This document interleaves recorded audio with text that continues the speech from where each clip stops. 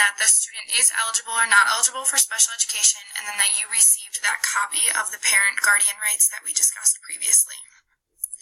Another important piece is where it says primary disability.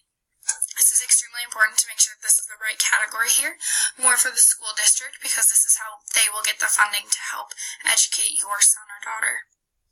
The next piece of the plan is basically who is on the team and who is a member. This will be a signature and a date. There could be multiple people on this list who are there or who are not there. People can attend over the phone or in class. The next piece is the present levels of academic achievement and functional performance, also known as PLAF. This is basically your students' strengths and their weaknesses or their concerns based on the results of the initial or the most recent evaluation of your student. At the bottom, this should also include how the student's disability is affecting their involvement and progress in the curriculum, as well as if your student is in preschool, how the disability affects the student's participation in appropriate activities, since this may not all be academic. There will also be an area down here where there should be some parent input information. The next piece is a consideration of special factors. Limited English proficiency, special communication needs, so this would be especially important in those deaf blindness categories, those hearing loss categories, and those vision loss categories, and sometimes in other health impairment. Requiring Braille, the behavior impeding his or her learning or that of others. This is especially important under the autism category and under emotional disturbance, as well as sometimes under other health impairment, if it includes ADD or ADHD. And then, does the student require assistive technology devices and services?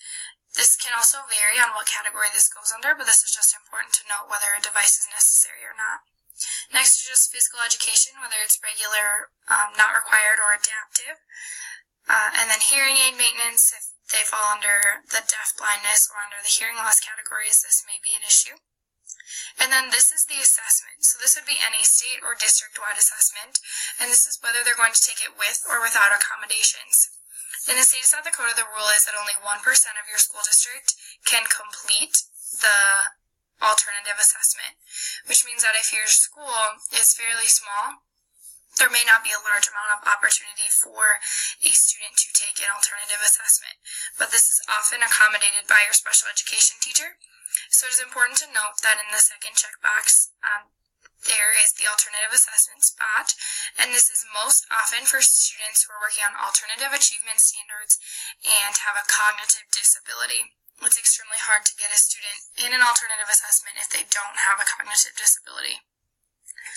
And then the last section is whether there's no state or district-wide assessments, which may come into play if a student is under the 3rd grade and these assessments are not utilized.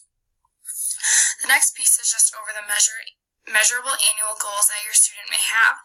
The first part is listed the goal, so the biggest box should be where the goal is listed. These goals should be under each category that your student was placed within on their present levels of academic performance. So every spot there that had a concern should have some sort of a goal. Then the next part is those process codes, which you can see, or procedure codes, which you can see down here. So that's including whether it's a teacher-made test, observations, weekly tests, unit tests, student conferences, work samples, portfolios, oral tests, data response, or other. And then the next section is the date, so the date that these have been worked on, and then the progress code. So you'll see down there it says progress being made, I is insufficient progress to meet goal, X is not addressed this reporting period, or M, met goal. And then over here are just any comments that the teacher would like to leave about how the student is doing and progressing. And then lastly is that box is reporting frequency to parents and reporting methods. So this will be whether it's quarterly or trimester reports, which it often is trimester because that goes along with conferences. But if you have a student who needs serious academic gains, you might decide to do these more frequently, as well as how you would like that report to be done. Whether it be face-to-face with a conference, a goal page copy that gets sent home, or just a normal report card. And then here's another version of this that includes the short-term instructional objectives or benchmarks. These are required for students who are taking an alternative assessment. Then down here are the accommodations and modifications. So this is extremely important to ensure that everything that your child needs to be accommodated is filled out here. So just double checking and making sure the special education teacher got all of the things needed. This could be anything from a paraprofessional within the classroom, or needing alternative seating, or being pulled out for tests. All of those are included under this category. And then this is just if you have a student who maybe has severe needs or needs help, like maybe with a feeding tube. This allows for you to give the school support, the paraprofessionals or the teacher who works with the student, to be able to get the training they need in order to serve your child correctly. And then we discuss more about the state and district-wide assessments. Now this is the spot where if your child is not using an accommodation, then you will not need to put anything in here. But if your child is completing the assessment with an accommodation, all those accommodations must be listed here. So as you can see, they have the Smarter Balanced, and any accommodation that is listed above, you can list down in here. So you must make sure that these are filled out correctly, otherwise the student will not receive that accommodation on the test. Then down here is the description of services. So if you want your child to be pulled out for reading for 30 minutes a day, this is where this will go. And then it includes a location, whether that's going to be the resource room or the general education classroom. This could also be if a student receives paraprofessional education in the back of the classroom. This would be listed here as well. Then any related services that your child may need, if they need speech or language, PT, OT, transportation, anything like that is listed down here as well as how much time is involved in that. And then this is the least restrictive environment. So this is basically where the environment that your student learns the most appropriately. This is where they will be placed for a bulk of their classroom time.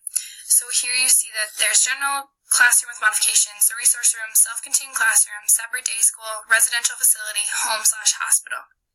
Most often we will fall between those first two categories, with general classroom with modifications and the resource room. And then it includes where your child will be put for different extracurricular activities like art, music, and counseling and meals. And most of the time those are also going to be in participation with their non-disabled peers. Then down there is a justification for placement. So this is basically just an explanation of why we chose the category we chose. So if we chose the resource room, we would do general education classroom with modifications, reject, because we chose to reject that, and then we would say why we rejected that. And then we would use the resource room, accept, and then why we chose to accept that for your child. Lastly, this is the extended school year or ESY services. This is basically needed, not needed, or to be determined. And then you would fill in what that goal number was, the service, your dates, and then the minutes per week.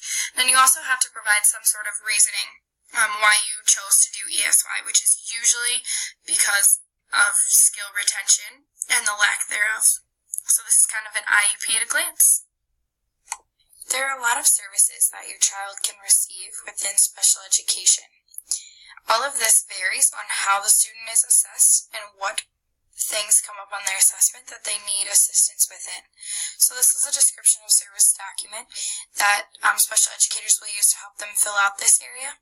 But I'm going to use this to show you a few of the things that an educator might put as a list of service.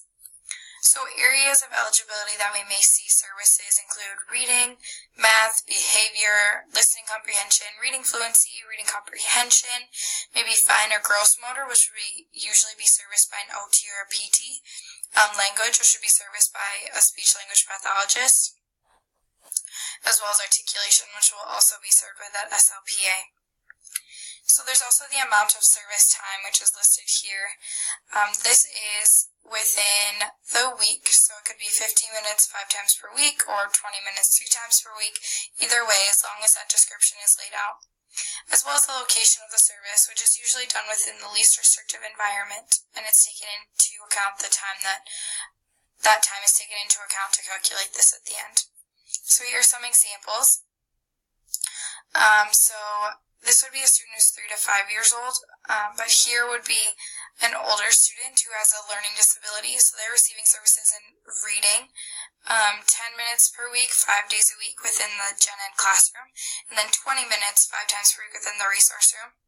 As well as you can see written expression, oral expression, and social skills. They list the time. So those are all some things you could receive services in, as well as the language here. There could also be some counseling services that are brought in from an outside source, as well as behavior in each different setting. Down here you will see it's a one-to-one para who is providing those services within the classroom or within the resource room. So it could be a para going into the classroom, it could be a para, in this case, in the resource room with the student consistently throughout the day. Here you can see reading as survival, so those survival reading skills that we need to know, like reading a street sign, reading at a grocery store, and then math, which is those functional skills, those skills we need to have in order to be able to function. So there are quite a few different services, and it will all vary on how your child comes out on their assessment and what standards they need to know. As discussed earlier, parents have a lot of rights. Specifically in South Dakota, you can find this document of rights under the special education part of the DOE website, as we have shown you previously, and under parental rights. After this, we can open up the South Dakota Parental Rights and Procedural Safeguards, as well as it located in Spanish, and then it gives you resources like the South Dakota Parent Connection and Disability Rights South Dakota. So if we open this document, it is just a PDF that describes all of the procedural and parental rights that you have within South Dakota. So some of the big things that they talk about are the parental consent, which is a definition of how we can get those consents, who can give those consents, and then all of those important consents that we discussed prior. This is very similar to the booklet I took a picture of earlier and placed within the slide, but I just wanted to show you that there is this document accessible online, and it does include the rights specifically to South Dakota. So this is another great resource to go to if you're feeling like some of your rights maybe are not being followed correctly. Thank you all for taking the time today to listen to this video and learn more about what your child is going through, to gain the knowledge that you need in order to understand what is going on. Our knowledge is our power, and it helps us to collaborate and work together in the future. So thank you.